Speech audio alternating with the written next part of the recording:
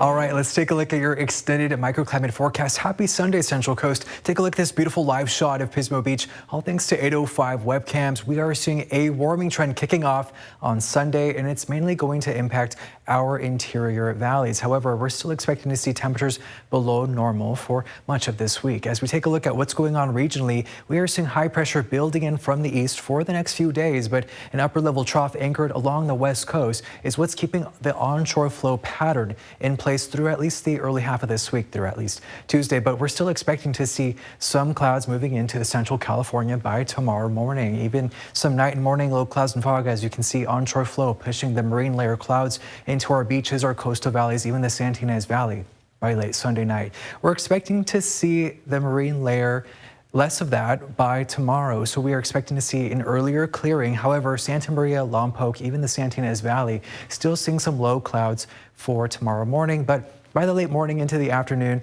expect to see some sunny conditions in the forecast. But onshore flow will be pushing in those marine layer clouds back into some of our coastal valleys by Monday night. As far as winds, it was quite breezy today out in the interior and some of our coastal valleys. You can see it's still quite breezy right now in Lompoc and Santa Ynez, even down in Isla Vista.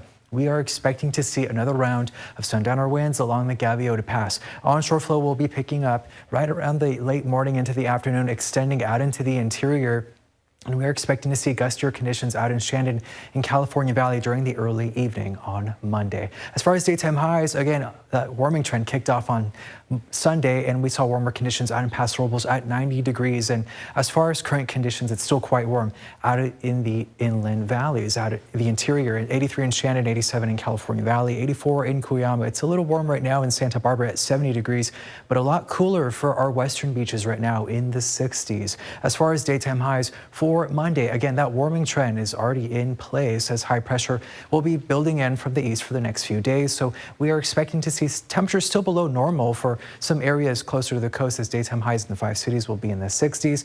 In the Santa Ynez Valley and Solvang, daytime highs in the low 80s, 70 in Carpinteria, 72 in Goleta. And here's a look at your 7-day forecast. Again, we're still going to see night and morning low clouds and fog for some of our communities from now through the middle of this week, but that warming trend is still in place, impacting our interior valleys. If you're flying out of the Central Coast tomorrow, we are going to see triple-digit heat out in Las Vegas, Phoenix, even in Palm Springs. It's going to be a lot cooler in Monterey at 64 degrees, 75 down in San Diego. Here's your 8 to 14-day temperature outlook. Warm conditions expected for much of the region for the beginning of August, but the precipitation outlook shows some dry conditions for central, even southern California, but we could see some precipitation in the northern portion of California.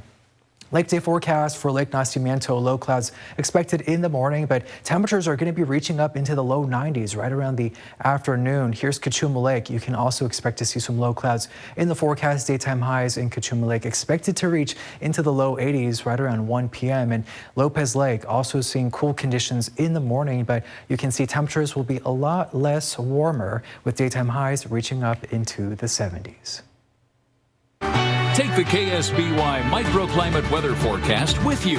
Download the free app today.